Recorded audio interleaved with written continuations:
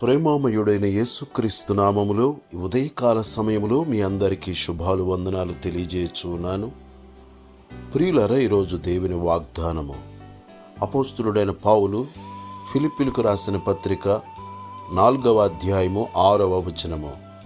దేనిని గూర్చి చింతపడకుడి గాని ప్రతి విషయములోనూ ప్రార్థన విజ్ఞాపనముల చేత కృతజ్ఞతాపూర్వకముగా మీ విన్నపములు దేవునికి తెలియచేయుడి. ప్రియులారా, ప్రతి ఒక్కరూ ఎన్నో విధములైన సమస్యల చేత నెమ్మది లేని స్థితిలో, సమాధానము లేని స్థితిలో ప్రజలు జీవిస్తున్నారు. గనుక ప్రతి విషయములో చింతపడక ప్రార్థించినప్పుడు దేవుడు గొప్ప సమాధానమును అనుగ్రహించే దేవుడై ఉన్నాడు. ఏమి తిందుమో, ఏమి త్రాగుదుమో, ఏమి ధరించుకుందుమో అని మన ప్రాణమును గూర్చి అయినను మన దేహమును గూర్చి అయినను మనము చింతించకూడదని వాక్యము సెలవిచ్చుచున్నది. మొదట ఆయన నీతిని, రాజ్యమును వెదికినప్పుడు అవన్నీ మనకు అనుగ్రహింపబడును. చింతించుట వలన మన ఎత్తు మోరడెక్కువ చేసుకొనలేము.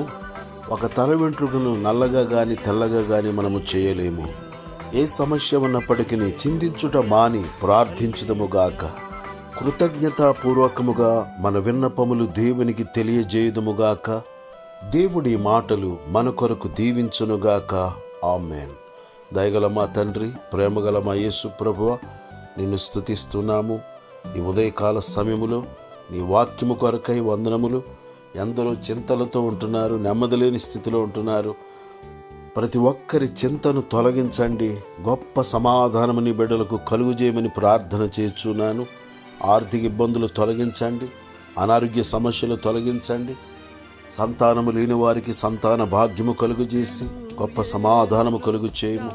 ఆదరణ లేని వారికి గొప్ప ఆదరణ దయచేయము. ప్రతి కుటుంబములో సమాధానము కలుగజేయమని ప్రార్థన చేస్తున్నాను. ప్రతి ఒక్కరి పాప శాప మరణములను తొలగించి సమాధానము కలుగజేయము. ప్రతి ఒక్కరి చింతలను తొలగించి గొప్ప సమాధానముతో నీ బిడ్డలను నింపుమని క్రీస్తు యేసు పరిశుద్ధమైన నామములో ప్రార్థన చేసి అడుగుచున్నాను తండ్రి. ఆమేన్.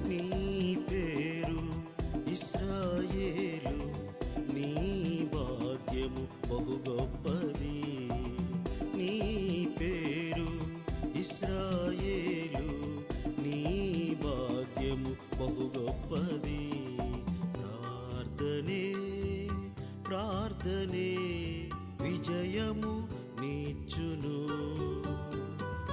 ప్రార్థనయందు ఆసక్తి కలిగి